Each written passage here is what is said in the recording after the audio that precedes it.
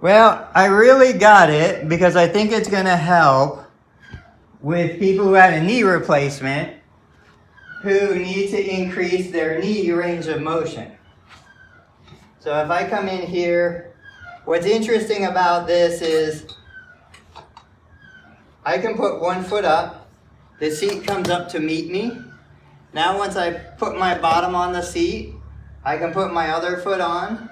And so from this position, I can hold on, I can sit, I get a little bit of a back stretch, but the main thing is I get the knee stretch, and then I can come back out of the position.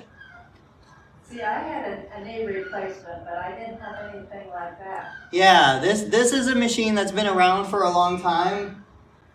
We've never used it specifically for this, and so here, I'm at the bottom. If I, put my feet down, I'm down here. Most people won't have the ability to bend the knee that much to start. But like I said, what I like about it is, if that's the bottom, I can come on, I can bring the seat up, sit on it, and now I can come down and come back up. Come down as far as you need to. The other part that I was thinking about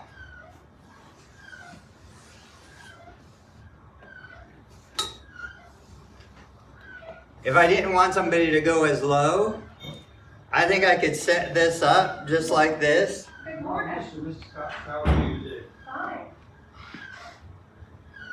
So that a person could be here and that kind of blocks them from going down any lower. Yeah. That's good though, because when they first start on the knee, you don't go down that low. Right. I mean, I didn't. Yeah.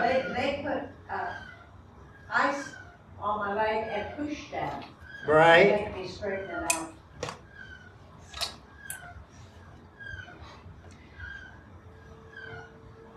I even wonder.